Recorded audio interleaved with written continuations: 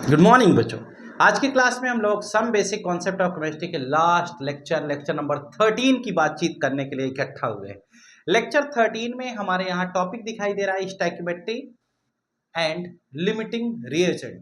यानी कि आज की इस क्लास में हम बातचीत करेंगे बेटा स्टोइकियोमेट्री क्या होती है, स्टोइकियोमेट्रिक कोफिशिएंट क्या होती है, लिमिटिंग रिएजेंट क्या होता है और इन पर बेस्ड न्यूमेरिकल सॉल्व करेंगे। ठीक है, तो चलिए स्टार्ट करते हैं। ये चैप्टर का लास्ट टॉपिक, आज ये लास्ट लेक्चर है।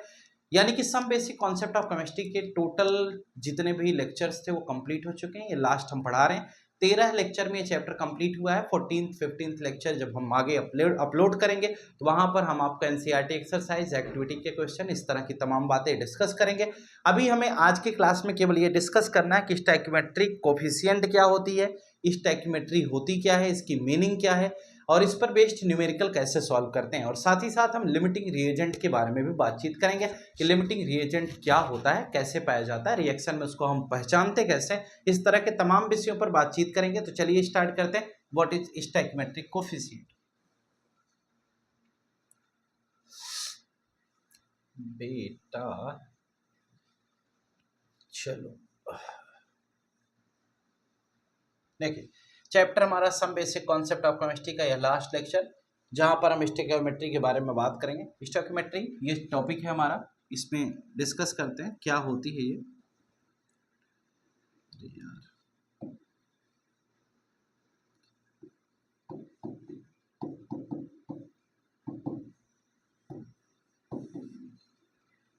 देखिए, इसके दो पार्ट होते हैं बेटा।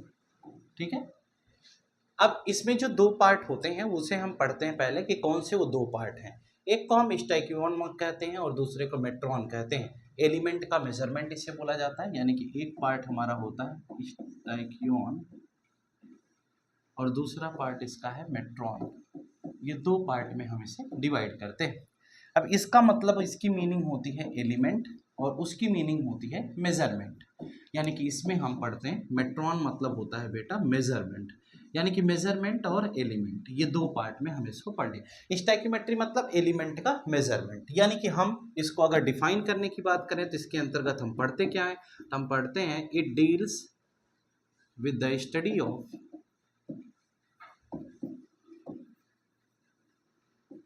Mass of reactant and product. यानी कि जो हमें रिएक्टेंट दिया गया और जो हमें प्रोडक्ट दिया गया है उसका मास कैसे निकाला जाए, इससे हम पता करते हैं। यानी जैसे मान लो कोई केमिकल रिएक्शन है, उस केमिकल रिएक्शन में रिएक्टेंट का मास कितना है, प्रोडक्ट का मास कितना है, कितने मोल रिएक्टेंट है, कितने मोल प्रोडक्ट है, इसकी स्टडी हम स्टोइकियोमेट्री के अंतर्गत करते हैं। और साथ ही साथ हम पढ़ते हैं it deals with the study of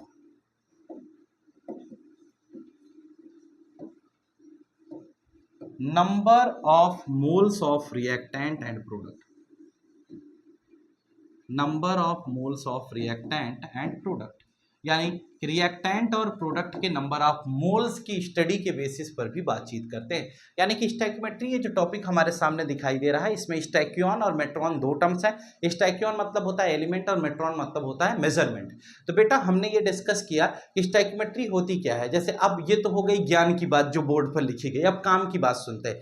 यानी अगर हमें कोई केमिकल रिएक्शन दे दिया जाए, ठीक है, उस केमिकल रिएक्शन में कितने रिएक्टेंट के मॉलिक्यूल पार्टिसिपेट कर रहे हैं, कितने प्रोडक्ट के मॉलिक्यूल बन रहे हैं, यानी नंबर ऑफ एटम या नंबर ऑफ मॉलिक्यूल जो रिएक्शन में पार्टिसिपेट कर रहे हैं, और नंबर ऑफ मोल्स कितने बन रहे हैं प्रोडक्ट में, यही को हम स्टोइकियोमेट्रिक कोफिशिएंट कहते हैं। या कितना अमाउंट हमने रिएक्टेंट को मिलाया तो कितना अमाउंट प्रोडक्ट पाया, यही स्टोइकियोमेट्री है और कुछ नया नहीं है। इसका मतलब हम ये कहते हैं स्टोइकियोमेट्रिक कोफिशिएंट क्या होती है, तो number of moles taking part in any reaction और number of moles obtained in product is known as stoichiometric coefficient. Stoichiometric coefficient का मतलब कितने मोल रिएक्टेंट को मिलाने पर कितने मोल प्रोडक्ट बन रहे हैं, इसी को हम स्टोइकियोमेट्रिक कोफिशिएंट के नाम से जानते हैं। मुझे उम्मीद है आपको ये बात समझ में आ जानी चाहिए। चलिए अब हम लोग क्वेश्चन पर बात करते हैं। जैसे एक छोटा सा क्वेश्चन जो हमारे यहाँ सिलेबस में है, सबसे पहले उसकी बातचीत कर लेते हैं। सबसे पहला क्वेश्चन हमें दिया गया, calculate the amount of water produced by the combustion of 16 gram of methane. यानी पहला क्वेश्चन हम देखते हैं। क्वेश्चन ये है कि calculate the amount of water,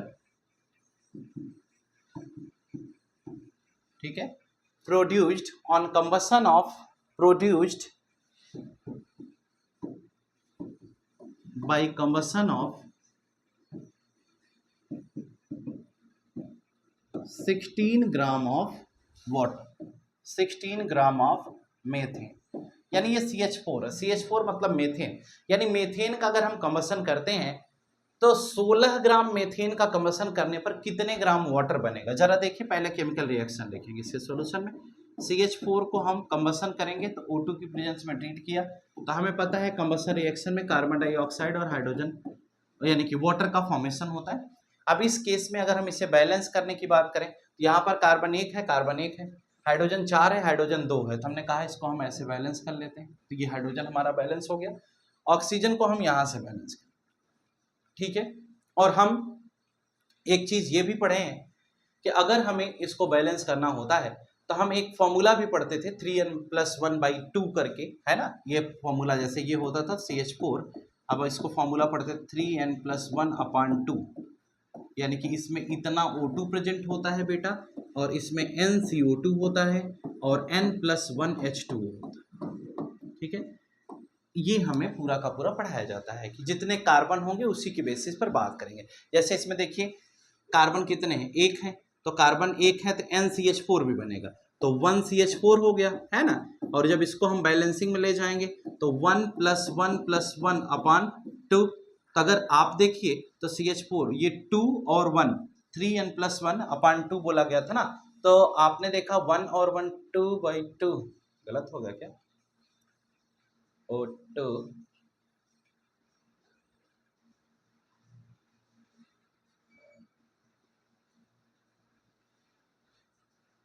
देखिए इसमें हम कैसे करेंगे, इसका फॉर्मूला लगा करके हम आपको बता रहे हैं कि हम इसको कैसे बैलेंस करेंगे। इसके देखो बच्चों यहाँ पर गलत हो गया, 3n है ना, तो यहाँ हमने 1 लिख दिया है, तो हम इसको क्या करेंगे 1 को 3 कर देंगे, ठीक है। तो यहाँ से हमने कहा 3 × 1+1/2, वही मैं सोच रहा था कि ऐसे फॉर्मूला अगर भूली तब तो फिर हो गया, ये 1CO2 हो जाएगा, नंबर ऑफ कार्बन के बेसिस पर बात होगी, तो 1+1 क्या होगा H2O हो जाएगा।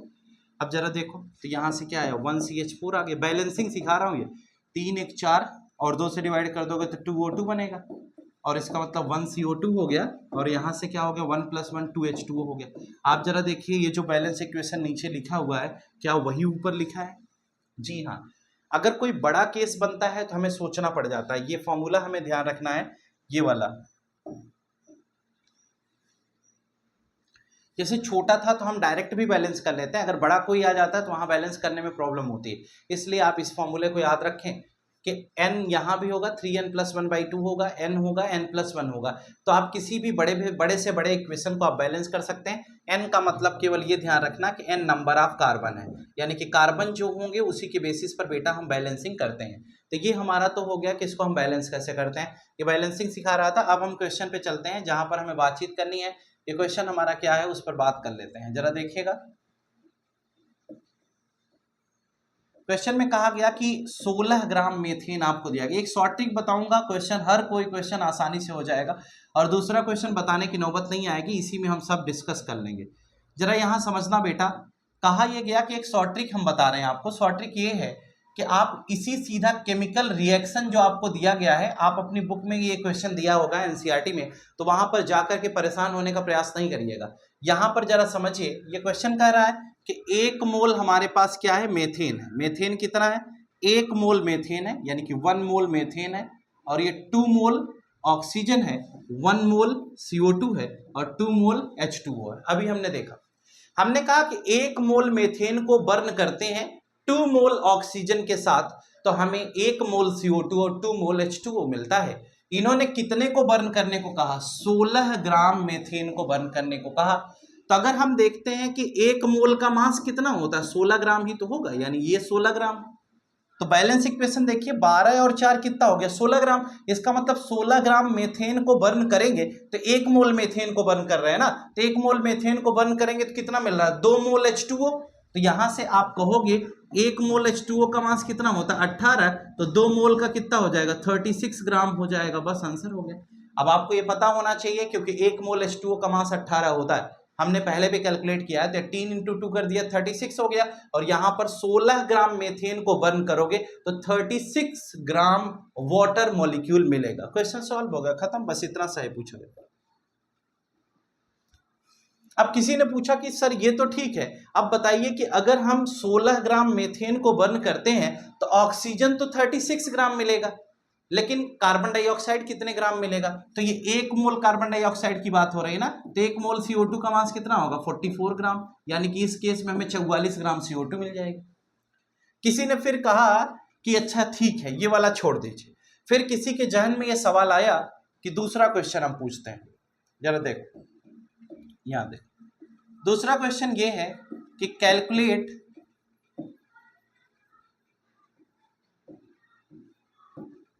मास of methane, calculate the mass of methane. Methane का मास आपको कैलकुलेट करना है कि मीथेन का मास कितना होगा, ठीक है। Calculate the mass of methane used in combustion, used in combustion to produce, produce कितना करना है? मान लो हम कहते हैं कि to produce 18 gram of water. अगर 18 ग्राम वाटर प्रोड्यूस करना है तो हमें कितना मीथेन लेना पड़ेगा? जरा देखिएगा, हम फिर से यही इक्वेशन लिखेंगे बेटा। ये CH4 है, ये पुराना इक्वेशन हम अपना वही लिखेंगे। CH4 के साथ हम 2 मोल O2 ले लेते हैं, यहां से हम 1 मोल CO2 बनाते हैं और 2 मोल H2O लेते हैं। अब कहा यह गया कि हमें ये 2 मोल H2O तो 36 ग्राम हो गया ना, हमें 18 ग्राम लेना है। अगर 18 ग्राम लेना है तो हम सबको क्या कर दें, यहां 2 मोल है, 1 मोल H2O प्रोड्यूस हो रहा है, इसका मतलब सबको अगर हाफ से डिवाइड कर दें, ये देखो हाफ 2 से डिवाइड, तो हमें खट्टस मिल जाएगा। जब 2 से डिवाइड किया तो ये कितना है? 1 मोल, ये कितना आया? 1 मोल, ये कितना आया? 0.5, हाफ मोल आ गया, और ये कितना आया? 1 मोल H2O मिला। इसका मतलब ये 18 ग्राम H2O कब मिलेगा? जब 18 ग्राम H2O तब मिलेगा जब हम क्या करेंगे बेटा, यहां देखो, ये 1/2 है तो 0.5 आएगा। 18 ग्राम हमें तब मिलेगा जब हम हाफ मोल CH4 लेंगे, यानी कि 18 ग्राम वाटर तब मिलेगा जब हाफ मोल CH4 का हम यूज करेंगे ट्रीटमेंट में। तो 1 मोल CH4 की वैल्यू कितनी है? 16 ग्राम, तो हाफ मोल CH4 की वैल्यू कितनी हो जाएगी? 8 ग्राम। बस ऐसे डायरेक्ट सॉल्व कर लेंगे, यानी कि 8 ग्राम अगर मेथेन लोगे तो उस समय वाटर कितना मिलेगा? 18 ग्राम मिलेगा। 16 ग्राम मेथेन लोगे तो 32 ग्राम मिलेगा। बस यही हमें सॉल्व करना है, और कुछ अलग से सॉल्व नहीं करना है। यही हमारा लिमिटिंग रिएजेंट का क्वेश्चन है। चलिए आगे चलते हैं, और एक क्वेश्चन आपके यहाँ और है, उसे भी देख लेते हैं। कहा गया how many moles of methane are required to produce 22 gram of CO2 after combustion. यानी हम कह रहे हैं कि how many moles of methane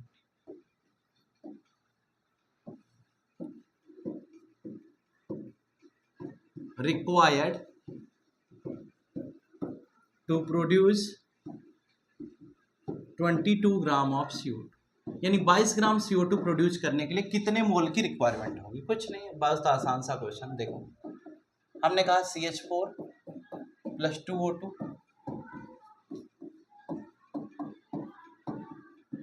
ये बनता है, ठीक है।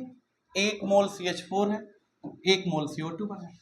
हम कहते हैं कि अगर हम कहते हैं इस क्वेश्चन को 22 ग्राम CO2 बनाना, इसमें कितना मिलेगा? 44 ग्राम अभी मिल रहा है। अगर हम हाफ से डिवाइड कर दे तो ये 22 ग्राम हो जाएगा, और हाफ से डिवाइड करोगे तो ये भी पहले कितना था? 16 ग्राम। अब हम कितना लेंगे? 8 ग्राम, यानी 8 ग्राम अगर लेंगे तो यहां पर क्या मिलेगा? 22 ग्राम मिलेगा। यानी कि 8 ग्राम मेथेन को बर्न करेंगे तो 22 ग्राम CO2 मिलेगा, और 18 ग्राम वाटर मिलेगा। बस खत्म हो गया। यानी कि आप जो भी करेंगे सबके लिए करेंगे। इस प्रकार से आप इस क्वेश्चन को आसानी से सॉल्व कर सकते हैं। ये तो था आपका एक पार्ट। मुझे उम्मीद है कि बात आपको समझ में आ जानी चाहिए। इसके बाद हम लोग बातचीत करेंगे बेटा लिमिटिंग रिएजेंट क्या होता है, और इस पर बेस्ड क्वेश्चन कैसे लगे।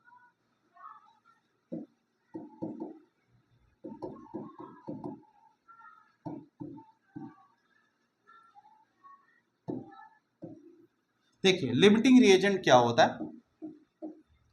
जैसे कोई भी केमिकल रिएक्शन हमें दे दिया जाए, ठीक है, the reactant which gets consumed limits the amount of product formed is called limiting reagent. यानी हम कहते हैं the reactant which consumed first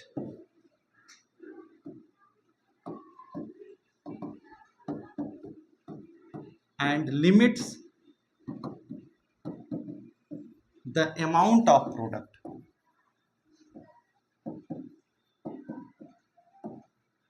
or slow down the reaction या completes the reaction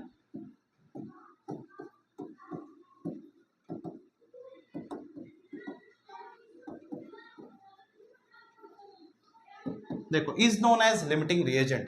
हमने कहा कोई भी ऐसा रिएक्टेंट जो पहले खत्म हो जाता है, जो पहले खत्म हो जाएगा, इसका मतलब consumed first and limits the reaction. यानी कि हम कहते हैं कि ए और बी हमने दो चीजें ले लिया, अब मान लो सी बन रहा है, तो ए और बी को मिलाकर अगर हम सी बना रहे हैं तो ए और बी में से कोई ऐसा होगा जो रिएक्शन में जल्दी खत्म हो जाएगा, कोई देर तक चलेगा। जो पहले खत्म हो जाएगा, जैसे मान लो ए अगर मैक्सिमम है, बी मिनिमम है, तो जब तक बी रहेगा तभी तक तो रिएक्शन होगा। अगर बी खत्म हो गया तो रिएक्शन भी खत्म हो गया। यानी ए और बी को अगर हम मिला रहे हैं तो इसमें बेटा जिसकी मात्रा कम होगी वही तो ये डिफाइन करेगा कि रिएक्शन कब तक चलेगा। जैसे एक छोटा सा एग्जांपल समझो, अगर खली है, बहुत ताकतवर है, बड़े महान आदमी है ना, द ग्रेट खली आपने सुना, उनका एक छोटे बच्चे के साथ या एक छोटे पहलवान के साथ क्या हो, मुकाबला हो जाए। इस केस में जनता कब तक देखेगी इस मुकाबले को? तब तक जब तक वो छोटा पहलवान जीवित रहेगा। यानी कि ये मुकाबला तब तक चलेगा जब तक कि वो छोटा पहलवान हार न मान ले। अगर छोटा पहलवान हार मान लेगा तो मुकाबला बंद हो जाएगा। खली के पास तो अथाह ताकत है ना, तो जो कम मात्रा में है वही रिएक्शन की लिमिट को डिफाइन करता है। तो लिमिटिंग रिएजेंट का मतलब होता है the reactant which consumes first, यानी जो पहले खत्म हो जाए और जिसकी वजह से प्रोडक्ट बनना बंद हो जाए, जिसकी वजह से रिएक्शन कंप्लीट हो जाए, जिसकी वजह से रिएक्शन भी रुक जाए, वही हमारा लिमिटिंग रिएजेंट होता है। यानी लिमिटिंग रिएजेंट किसे कहते हैं? रीजेंट से ही समझ में आता है कि जो अटैक करता है, जो कम मात्रा में होता है, जो किसी रिएक्शन की लिमिट को डिफाइन करता है, जो रिएक्शन के होने और न होने की बात बताता है, वही लिमिटिंग रिएजेंट कहलाता है। तो इसका मतलब लिमिटिंग रिएजेंट वो है जो पहले खत्म हो जाए और उसके रहने से ही रिएक्शन पर पूरी बात होगी। जब तक वो रहेगा तब तक रिएक्शन होगा। जैसे मान लो 10 ग्राम इसको लिया, 10 ग्राम इसको लिया, तब तो रिएक्शन बराबर बराबर चलेगा। मान लो 10 ग्राम आपने इसको ले लिया और 1 ग्राम इसको लिया, तो जब इसका 1 ग्राम खत्म हो जाएगा तो इसका भी 1 ग्राम खत्म हो जाएगा, यानी 9 ग्राम ये बचा।